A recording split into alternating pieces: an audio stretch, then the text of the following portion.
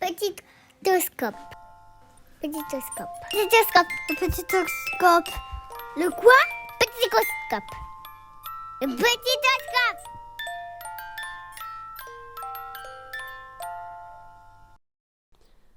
Vous avez appris à réaliser votre examen clinique selon un ordre systématique?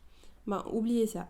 S'il y a bien 3 moments clés de l'examen clinique qui peuvent transformer un enfant jusque-là calme en une énorme boule d'angoisse, c'est bien le déshabillage, l'examen ORL et le fait d'allonger l'enfant. Et pourquoi? L'enfant est souvent peu rassuré par l'environnement qu'il vient à peine de découvrir et il est à un âge où la perception de son corps s'affine. Le déshabiller revient en quelque sorte à une intrusion, surtout quand c'est la première chose que l'on fait et surtout quand ça n'est pas le parent qui le fait. L'examen ORL est le moment le plus redouté et par tous. Pour l'enfant, c'est une atteinte à l'intégrité de son corps qu'il commence à peine à maîtriser, surtout que cette partie de l'examen se déroule en dehors de son champ visuel. Le moment est d'autant plus pénible si la contention physique par le médecin sur la table d'examen est utilisée, car elle réduit encore plus le champ visuel et la liberté de mouvement fraîchement acquise par l'enfant. Pour le médecin, la contention n'est jamais satisfaisante pour venir à bout d'un examen, on est d'accord.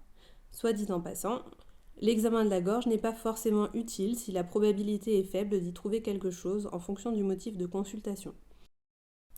Avouez, vous ne seriez pas non plus très rassuré dans ces conditions.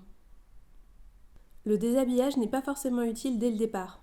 L'examen neurologique, détourné comme un jeu, mais aussi l'examen ORL peuvent être faits habillés, histoire de ne pas cumuler d'un coup toutes les intrusions.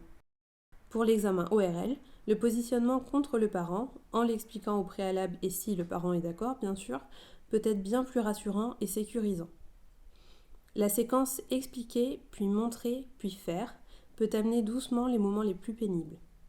Si on ajoute à cela une voix calme, monotone, plutôt grave, en parlant sur les expirations de l'enfant, en utilisant des mots positifs et en distrayant l'enfant via son canal sensoriel préférentiel, c'est encore mieux. C'est ce qu'on appelle de l'hypnose conversationnelle. La position allongée peut être remplacée par une position semi-assise sur le parent dans la majorité des cas. Laisser l'enfant manipuler les instruments lui permet aussi de mieux les appréhender.